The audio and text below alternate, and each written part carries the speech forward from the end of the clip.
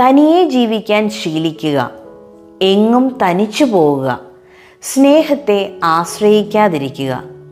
ഈ വാക്കുകൾക്ക് പുറമേ കാണുന്നത് ഇഷ്ടപ്പെട്ട ജീവിതമെന്ന തോന്നലാണെങ്കിലും അതിൻ്റെ ഉള്ളർത്ഥം ആത്മബലം നേടുക എന്നതാണ്. തനിയെ ജീവിക്കാൻ ശീലിക്കുക എന്നത് ആരെയും ആവശ്യമില്ലെന്ന അഹങ്കാരമല്ല, മറിച്ച് നമ്മുടെ സന്തോഷത്തിനും സമാധാനത്തിനും മറ്റൊരാളെ പൂർണ്ണമായി ആശ്രയിക്കാതിരിക്കാൻ പഠിക്കുക എന്നതാണ്.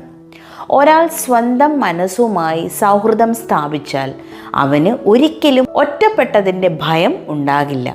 അവൻ തൻ്റെ സമയം വിലമതിക്കും, തൻ്റെ സ്വപ്നങ്ങളെ പിന്തുടരും.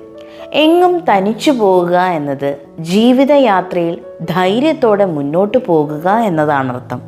ചില വഴികൾ നമുക്ക് ഒറ്റയ്ക്ക് നടക്കേണ്ടി വരും. അപ്പോൾ നമ്മെ താങ്ങുന്നത് നമ്മുടെ ആത്മവിശ്വാസവും ദൃഢനിശ്ചയവുമാണ്. സ്നേഹത്തെ ആശ്രയിക്കാതിരിക്കുക എന്നത് സ്നേഹം നിഷേധിക്കുകയല്ല, മറിച്ച് സ്നേഹം ജീവിതത്തിന്റെ ഒരു ഭാഗമാണത്രേ. ആരുടെയെങ്കിലും സ്നേഹമില്ലാതെ നമുക്ക് തകർന്നു പോകേണ്ടതില്ല.